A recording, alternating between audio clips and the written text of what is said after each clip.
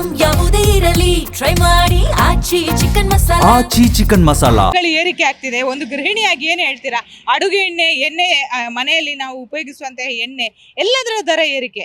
ಅದೇ ಲೈಫೇ ಕಷ್ಟ ಆಗಿದೆ. ದರ ಏರಿಕೆಯಿಂದ ಜೀವನ ನಡೆಸೋದು ಕಷ್ಟ ಆಗಿದೆ. ಯಾಕಂದರೆ ಮಿನಿಮಮ್ ವೇಜಸ್ ಈಗ ಏನು ಒಂದು ಕೆಲಸ ಮಾಡ್ತಾರಂದರೆ ಒಂದು 15,000ದಿಂದ ಒಂದು 18,000 ಸಂಬಳ ಇರುತ್ತೆ ಅಷ್ಟೇ. ಆ 18,000 ಸಂಬಳ ತೊಗೊಂಡು ಮನೆ ಬಾಡಿಗೆ ಕಟ್ಟಿ ಈ ಬೆಲೆ ಏರಿಕೆಯಿಂದ ಅವರು ಅಗತ್ಯ ಸಾಮಗ್ರಿಗಳನ್ನ ಕೊಂಡ್ಕೊಳ್ಳೋದು ಕಷ್ಟ ಆಗ್ತಿದೆ. ಹಾಗಾಗಿ ತುಂಬ ಕಷ್ಟ ಆಗುತ್ತೆ ಜೀವನ ನಡೆಸೋದು ಅಂತ ಹೇಳ್ತೀನಿ ನಾನು.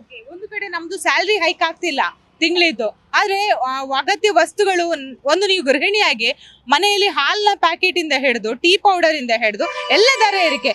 ರೀಸನ್ ಯುದ್ಧ ಅಂತ ಹೇಳ್ತಾರೆ. ಸೊ ಎಲ್ಲೋ ಒಂದ್ ಕಡೆ ಸರ್ಕಾರ ನಮ್ಮ ಜನಸಾಮಾನ್ಯರ ಬಗ್ಗೆ ಅಷ್ಟೊಂದು ಅಂದ್ರೆ ಅಧಿಕೃತವಾಗಿ ಅಂದ್ರೆ ಇದ್ ಮಾಡ್ತಾ ಇಲ್ಲ ಅಂತ ನಿಮ್ಗೆ ಅನ್ಸುತ್ತಾ? ಖಂಡಿತ ಹೌದು ಮೇಡಮ್. ಯಾಕಂದರೆ ಮಿನಿಮಮ್ ವೇಜಸ್ ಅಂತ ಇವಾಗ ಇದು ಮಾಡಿಲ್ಲ. ಈಗ 15,000 ಸಂಬಳ ತೊಗೊಂಡ್ರೆ ಈಗ ಏನೇ ಒಂದು ಸಿಂಗಲ್ ಬೆಡ್ರೂಮ್ ಮನೆ ಬಾಡಿಗೆಗಿದ್ರೂ ಯಾರು ಸ್ವಂತ ಮನೇಲಂತೂ ಇರೋದಿಲ್ಲ ಈ ಬೆಂಗಳೂರಲ್ಲಿ. ಕಡಿಮೆ ಅಂತಂದ್ರೆ 6,000-7,000 ಬಾಡಿಗೆ ಇರುತ್ತೆ.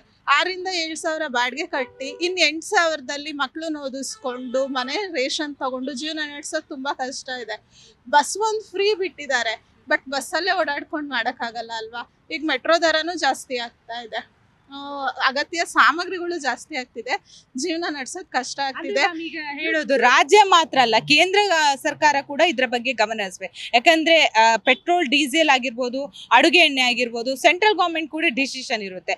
ಪ್ರಧಾನಿ ಮೋದಿ ಅವರು ಏನ್ ಕ್ರಮ ಕೈಗೊಳ್ಬೇಕು?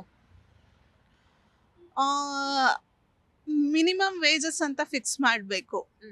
ಆಮೇಲೆ ಯುದ್ಧದ ಒಂದು ರೀಸನ್ ಇಟ್ಕೊಂಡು ಎಲ್ಲ ಜಾಸ್ತಿ ಮಾಡಿರೋದು ಅದು ಕಡಿಮೆ ಆಗಬೇಕು. ಈಗ ಜನಸಾಮಾನ್ಯರಿಗೆ ಅವ್ರಿಗೆ ತಕ್ಕನಾಗಿ ಸಾಮಗ್ರಿಗಳು ಸಿಗೋ ಥರ ಮಾಡಬೇಕು ಅಂತ ನನ್ನ ಅನಿಸಿಕೆ ಮೇಡಮ್.